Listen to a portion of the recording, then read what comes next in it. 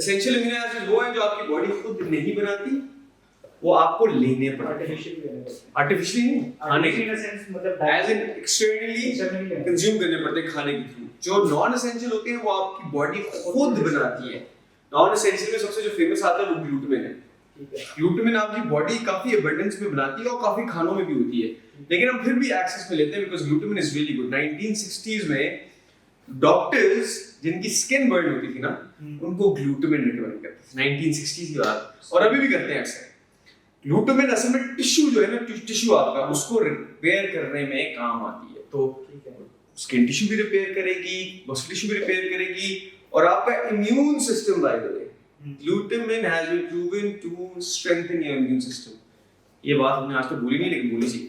ये उनका मुझे जिस तरह ब्लड क्लॉटिंग वगैरह का इशू होता है कि नहीं होती, जो डायबिटिक है, हाँ, तो उनके लिए भी बहुत जरूरी होगा। आई मीन हाँ, लाइक टू सर्टेन एक्सटेंट, लेकिन शुगर पेशेंट्स के लिए जो सबसे ज्यादा बेनिफिशियल चीज आजकल नोट की गई है ना through research, that is weight training, resistance training. ठीक है, सबसे ज्यादा बेनिफिशियल है शुगर पेशेंट्स के लिए, क्योंकि आपको डायबिटीज क्या है, ग्लूकोज आपकी बॉडी में, ब्लड में ज्यादा, आपके जो सेल्स हैं वो ग्लूकोज रेजिस्टेंट हो जाते हैं। कि यानी मैं सेल हूं और ये ग्लूकोज आ रहा है ब्लड के थ्रू, मैं नहीं लूंगा ये ग्लूकोज, मैं रेजिस्टेंट हो जाऊंगा, मैं नहीं उसको कंज्यूम नहीं करूंगा। ठीक है, वो सेल की जो रेजिस्टेंस है टुवर्ड्स ग्लूकोज, वो खत्म करती है वेट ट्रेनिंग। इस चीज पे आपने कभी कोई वीडियो या किस तरह से बनाया? नहीं, डायबिटीज के ऊपर डॉक्टर उसी में से काफी बात करते हैं, लेकिन मुझे भी करनी चाहिए। मैंने डिजीजेस के ऊपर बहुत कम बात की है, क्योंकि एक मैं डॉक्टर नहीं, इसलिए मैं ज्यादा उसके जाता नहीं हूं, लेकिन मुझे है नॉलेज, लेकिन मैं ज्यादा बात इसलिए नहीं करता because I am not a doctor, that's it. अगर मैं डॉक्टर हूं फिर अच्छा मिलूंगा। बट आपकी जो सर्टिफिकेशन है उसमें आपको लाउड नहीं होता ना। अच्छा, इवन दो फिटनेस न्यूट्रिशनिस्ट की जब आप सर्टिफिकेशन लेते हो ना, you can't make a diet plan for anyone, you can only give them advice, increase their knowledge, but you can't make a diet plan for them. Diet plan सिर्फ ethically एक nutritionist बना सकता है जिसके पास 4 साल की डिग्री होती है। तो इसलिए मैं ज्यादा इन चीजों में वैसे ज्यादा गया, लेकिन I should talk about it definitely. हाँ, बेसिक बात तो कर सकते हैं ना कि यार डायबिटीज को प्रिवेंट करने के लिए वेट ट्रेनिंग इज बेनिफिशियल, इस बीमारी को प्रिवेंट करने के लिए ये आई शुड, मतलब जो फैक्ट्स हैं उन पे तो आप बात कर सकते हैं ना। नहीं बनाते हैं वीडियोस के ऊपर, क्योंकि देखो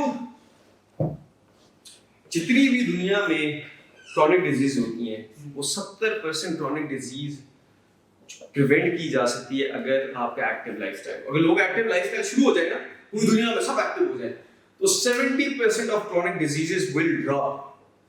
इमेजिन कि हेल्थ केयर बजट्स कितने ड्रॉप हो जाएंगे, कॉस्ट कितनी ड्रॉप हो जाएंगी अक्रॉस द वर्ल्ड।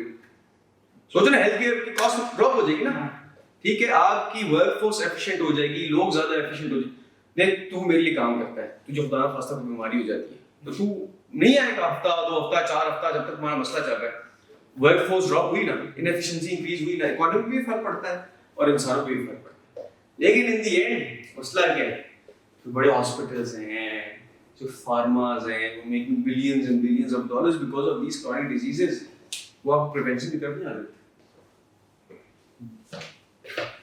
पिछले 40 सालों में 50 सालों में इंक्रीज हुई है ना क्रॉनिक डिजीजेस, डायबिटीज पिछले 40 से 50 सालों में हुई। 1970s के बाद जाके इंडस्ट्रियल रेवोल्यूशन आई कि जी अब तो लोगों के पास टाइम नहीं है, उन्होंने बस गुजरते खाना और खा लेना। फिर ये प्री मेड फूड बनना शुरू होंगे जो हम शेल्फों से उठाते हैं, जिनके अंदर गंद बुला डला हुआ है, जब हम कभी पढ़ते ही नहीं खा लेते हैं। लेकिन जब हम सप्लीमेंट लेने लगते हैं तो सवाल पूछते हैं। लेकिन ये जब गंद बुला हम खाते हैं प्रिजर्वेटिव्स वाले, ट्रांस फैट वाले खाने, जिसके ऊपर रिसर्च प्रूवन है कि भाई this will give you a chronic disease, we don't care. तो when it comes to supplements we care, ठीक है बात है, even though they are supposed to make you healthy. So misconceptions, lack of information.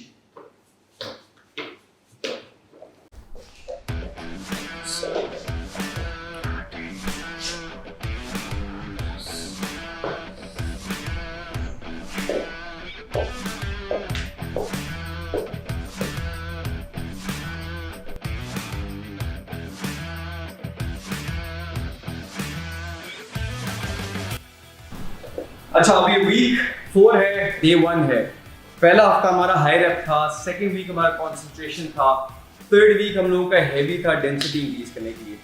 Muscle building improve करने के लिए। 4th week is a combination of all the 3 weeks. तो इसमें क्या होगा, वार्म अप सेट करने के बाद पहला सेट हम करेंगे high rape 16 to 20, second set हम करेंगे कॉन्सेंट्रेशन स्लो नेगेटिव 12 reps, और थर्ड सेट हमारा हैवी होगा 6 to 8 reps का। तो it will be a combination of all 3 weeks, ठीक है। ये काफ़ी ज़्यादा इंटेंस होता है, this will confuse your muscle even further and it will force it to grow. So it's very exciting, it's very tough, and you guys are going to definitely like it. अभी 4th week में जो plyometrics exercise है उसमें हमने sagittal plane कर लिया है, frontal plane कर लिया है, अब हम transverse plane of motion में plyometrics करेंगे।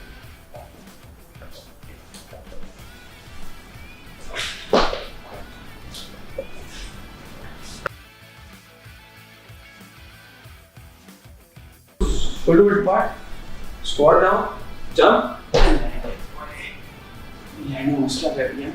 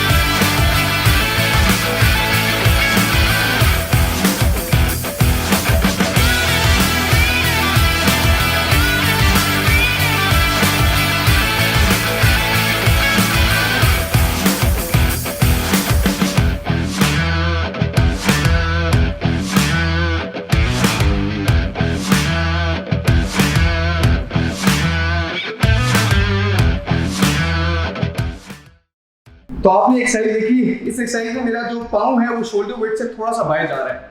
याद है हमने पहले एक लेग की स्क्वाट्स किए थे, वो क्लोज स्टैंस में किए थे, वो हमने हिट करना था वास्टिस मीडियालिस को। अब हम वास्टिस लैटरलिस यानी आउटर साइड को हिट करना चाह रहे हैं, है कि इसलिए हम थोड़ा सा वाइडर स्टैंस में जा रहे हैं, थोड़ा सा वाइडर स्टैंस है, और आपके toes are going to be facing outwards, यानी बाई तरफ फेस कर रहे होंगे। Knees should be in line with your toes, toes outwards face कर रहे हैं, knees should be in line with your toes when you are coming down, squatting down, ठीक है। चेस्ट अप, बैक स्ट्रेट, बाकी same drill है, उसमें बाकी चीजों में फर्क नहीं है।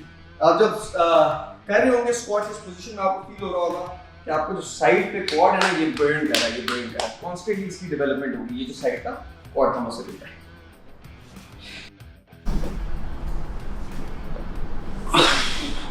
एक 2 सेकंड का पॉज भी नहीं जा रहा। 1 2 3 पॉज।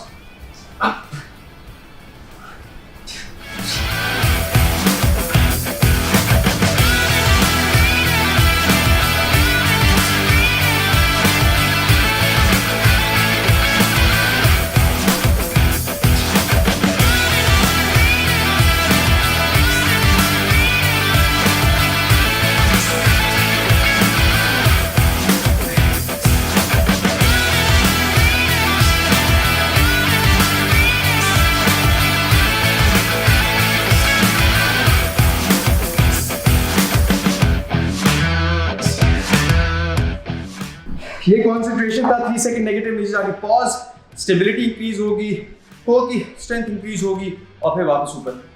लेग वर्कआउट के बारे में बात करना चाहता हूँ। जब मैंने ट्रेनिंग शुरू की थी आज से 15 साल पहले, जब मैं जिम जाता था उस time there were very few gyms in Islamabad, और हमें ट्रेनर्स कभी ये नहीं बताते कि इंपॉर्टेंस क्या है लेग ट्रेनिंग की। कितने ना करो, जरूरत नहीं है, क्या करनी है, बस चेस्ट बनाओ, दिखावे के लिए बेसिक चेस्ट बिल्ड होनी चाहिए, आर्म्स अच्छी होनी चाहिए, नहीं। कोर और सबसे जो important part of your body है वो आपके लेग्स हैं। रीजनिंग खासतौर पर जब आपने फैट लॉस करना होता है, leg is the biggest muscle in your body. जितनी तेज डेवलपमेंट इसकी होगी, क्योंकि ये ज़्यादा बड़ा मसल है, तो ये अपने आप को मेंटेन करने के लिए ज़्यादा कैलोरीज बर्न करेगा और ये इंटेंस भी होती है, और ये आपका कोर भी है because you stand on your legs. अगर लेग की डेवलपमेंट सही नहीं है तो बाकी बॉडी की डेवलपमेंट भी स्लो हो जाएगी। स्क्वाटिंग करने से, डेडलिफ्ट करने से, it has been proven that these compound exercises increase the testosterone levels in your body. Compound exercise वो होती है जो मल्टी जॉइंट मूवमेंट होती है। एक मूवमेंट जो ज्यादा जॉइंट्स को यूज करती है मूवमेंट करने के लिए, उसको कंपाउंड एक्सरसाइज कहते हैं, and they should definitely be integrated in all your workouts.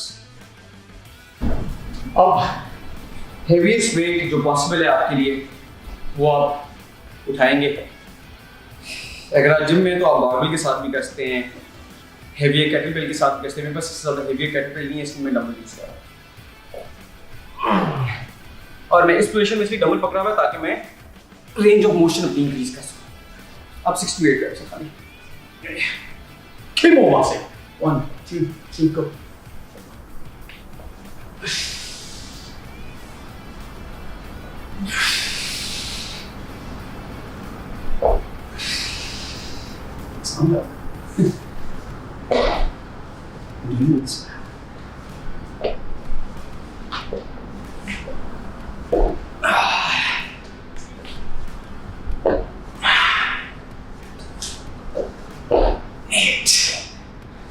करने ये क्या, मैं 2 और कर रहा हूँ।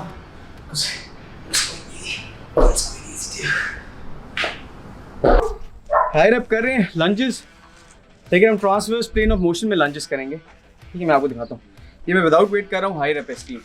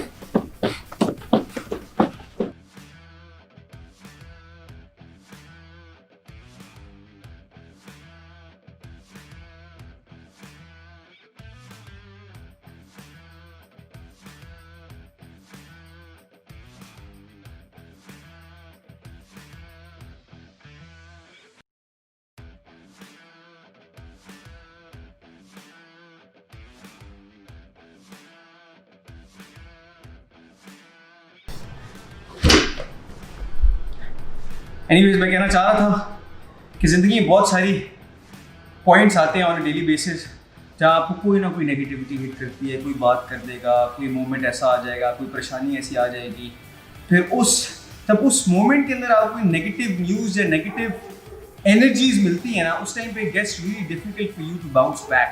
फिर आप कहते हैं बस ठीक है, जाने दो, ऐसी तैसी यार, नहीं वर्कआउट करता, कुछ नहीं होता, you know, because it's very hard to pull yourself out of that dark or negative moment or mindset. Lekin it is very much possible for you. Just have to keep telling yourself, talk to yourself if you have to. Self-talk is very important. Giving feedback to yourself is extremely important.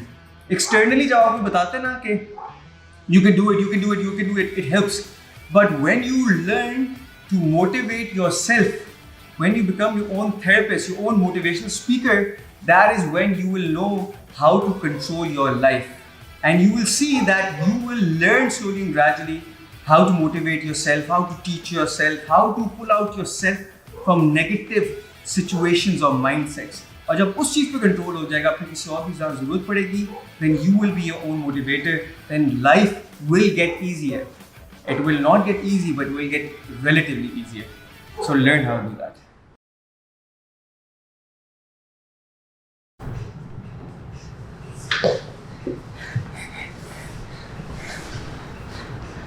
तुम की देख हंस रही हो।